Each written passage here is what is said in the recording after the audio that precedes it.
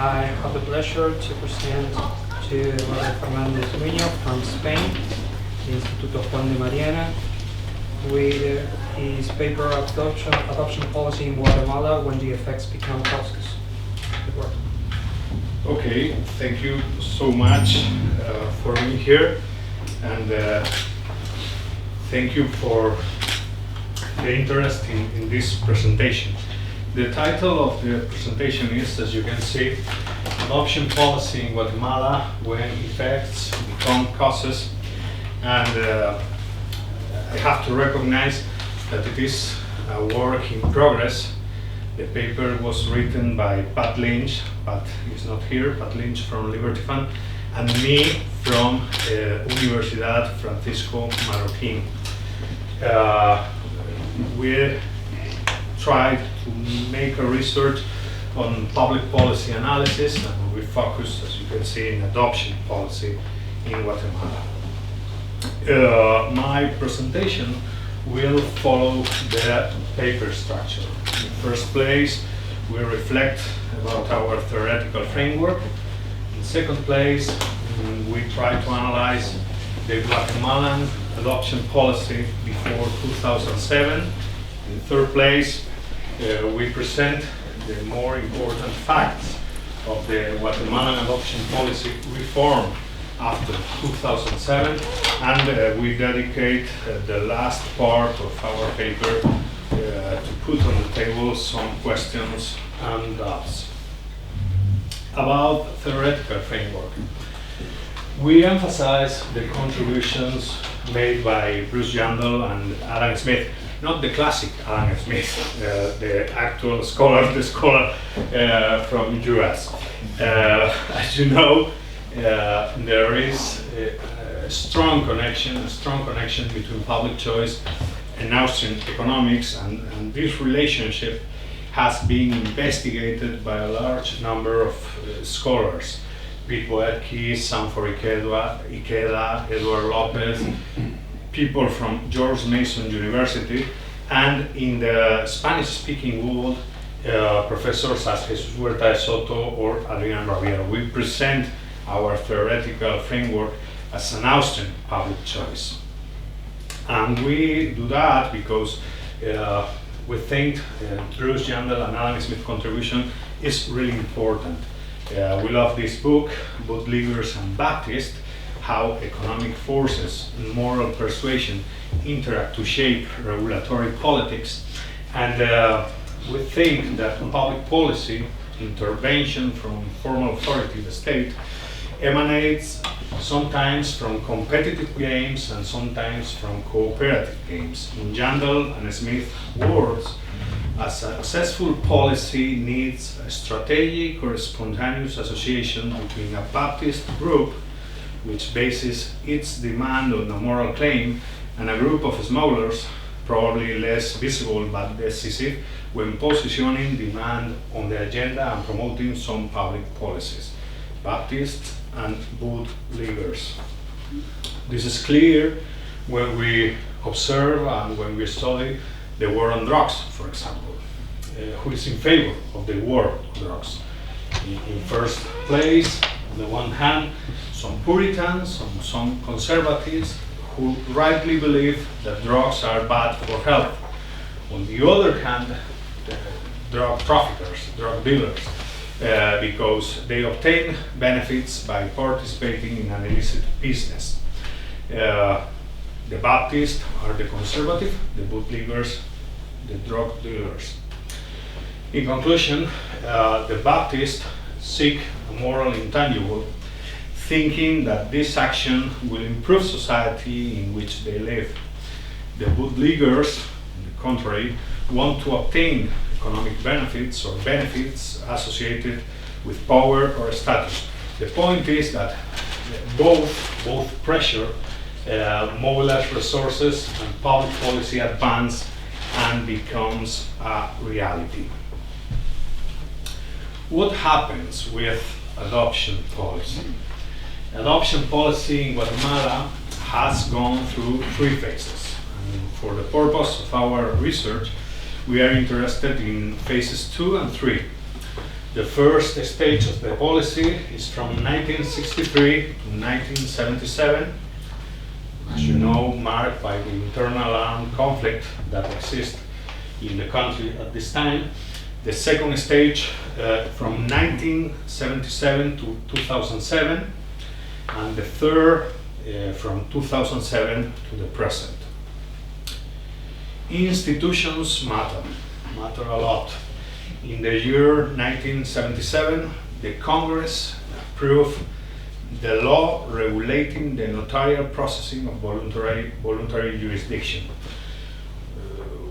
What means that this law in 1977 transferred the responsibility of adoption from the judges to the notaries and the reception centers.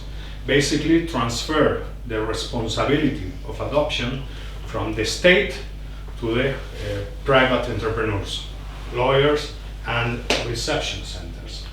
We could say, without fear of being wrong, that adoptions were basically dejudicialized in the country, establishing a strictly notarial process that clearly benefits the lawyers and the notaries of the country. And the impact obviously was clear. Adoptions in the country began to rise. Guatemala in the 70s did not stand out as a country for adoption. But 20 years after the approval of the law, it will become at the beginning of the 21st century as one of the 6 most relevant global emitting countries. Using economic terminology, we could point out that the cost, legal and institutional, of the adoption process were reduced by canceling the judicial procedure. I have to present a Guatemalan particularity.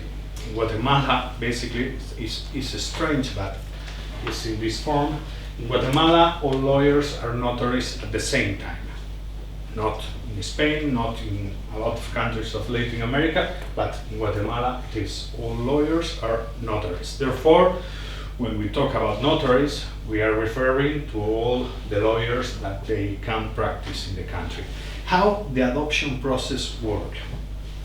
In first place, the notary manages the adoption by serving as an intermediary between a national or international family with a desire to adopt and a national family that wanted to give their children for adoption. The mechanism only required that the lawyer submit a notarial notice about the existence of the process in front of the Attorney General's office.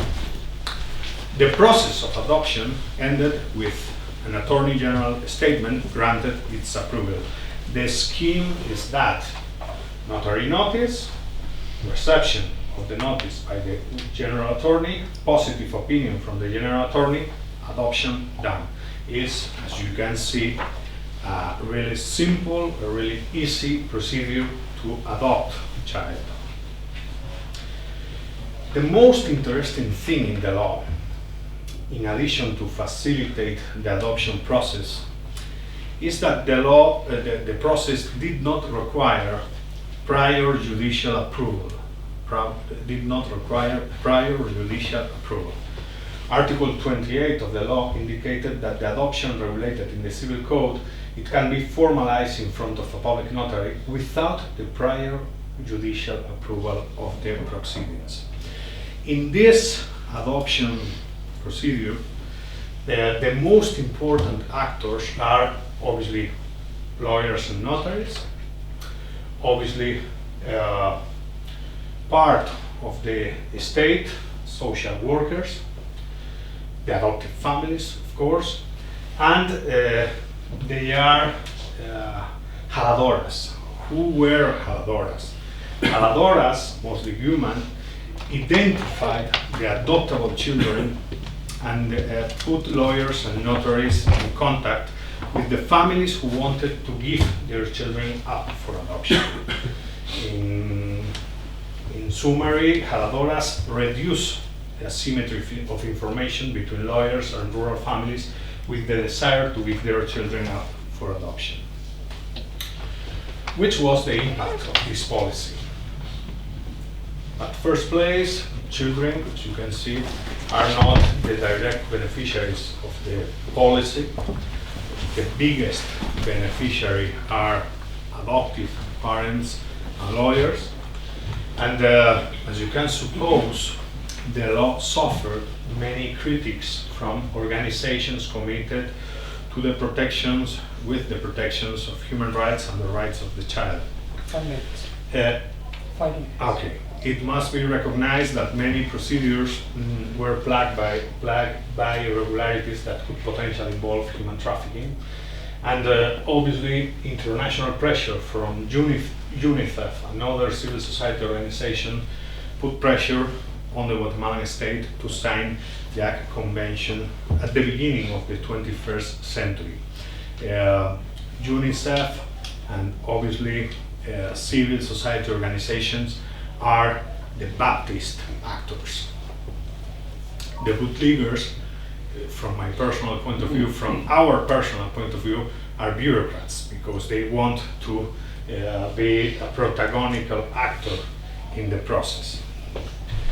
The impact of the policy, 99% of adoption from 1977 to 2007 were processed through notaries. More than 90% of adoptions of Guatemalan children were made by American families, US families. In the transition period, 60% of the cases had irregularities, but, however, more than 90% of the total files, the Attorney General ruled that the adoption was appropriate. One question for us important, and we have to continue with the research, is what is an irregularity? Because we see two kinds of irregularities: administrative irregularities and criminal irregularities, basically human trafficking. We don't have data, but UNICEF recognizes in 2010 that 70% of adoptions at the international level could be linked to crimes or serious irregularities. State intervention does not seem the solution. But in addition, and this is a really important point, the intervention has produced that a large number of children cannot be adopted. We observed that with the third phase of adoption policy in Guatemala. We observed that. The third phase, I have 2 minutes, I think. In 2007, it was a total transformation in the adoption procedure in the country through Decree 77/2007, which set in motion the current adoption law. With the aforementioned legal instrument, the Guatemalan state assumes power to oversee the adoption process, and two bureaucratic bodies were created: the National Adoption Council and the Family and Childhood Courts. We see a big change in the actors in the adoption process. Before 2007, all the most important actors were private actors: lawyers, adoptive families, social workers. But now all the important actors are state actors: National Adoption Council, Attorney General's Office, social workers, National Registered Person. And I don't have time, but I would like to show you our data. This is the impact of the new law, adoptions toward the United States. In 2007, 4,727 adoptions, and in 2015, 13 adoptions. From more than 4,000 adoptions to less than 20 adoptions. This is the curve. Number of adoptions to the United States because the Guatemalan state intervention on adoption policy. It's crazy, the numbers. But you can think maybe the national adoptions improved with the new law. This is the numbers. National adoptions are also in a really small number. In 2017, 238 adoptions. No? This is the curve in number of adoptions at the national level. One question we have to put on the table is, did the reform make sense? Many children enter in childcare centers. These kind of centers do not have adequate management, and basically, in our opinion, the state generated a worse situation. Children for adoptions are not separated in childcare centers from children who suffer problems at home and from criminals in some cases. The environment is really toxic and full of problems. They call safe home hogares seguros, but they are not safe. It seems that there were more opportunities for a large number of children with the previous system and not with the effect. Only bureaucrats won with the reform of the law. Only bureaucrats won with the reform of the law. Moral questions: what has been the impact of organized crime in the process of adopting children in Guatemala? Based on our data, less than 10% of the cases show irregularities linked to theft or trafficking with children. Theft or trafficking with children. The majority of adopted children before 2007 resulted from an agreement between the family they wanted to adopt and the family they wanted to give up for adoption. So our paper tries to show the incoherence of the state intervention in this process, and at the same time try to promote free agreements between people to improve the adoption and also the structure of opportunities of a great number of children. Thank you so much, and I have 2 minutes for questions. Is there any question? Yes, please. I didn't understand. What is the connection with the bootleggers and Baptists, first? And secondly, what happened with the children who are not adopted? Are they in other homes? Temporary homes? Are they in orphanages or? Orphanages and on the street. Pardon? On the streets. On the what? In the streets. Yes. Oh, on the streets. Oh, this is bad. This is bad, and not only bad, it is a sad situation. All the orphanages have a too much number of kids, and the streets have a great number A of lot of kids. street kids, okay. Yeah. Okay, that's good. I'm still not sure who are the Baptists and the bootleggers. The that Baptists, fit in. from my personal point of view, the Baptists in this case are international organizations as UNICEF and civil NGOs, because both put pressure on the Guatemalan state to promote the reform of the adoption law. And the bootleggers, Lower the adoptions. put pressure. The change in the law Okay. decrease the So adoption. so it's like in the case of drugs to Yeah, lower the yeah. supply. And the bootleggers, from my personal point of view, it's Guatemalan state bureaucracy, because they rise in number.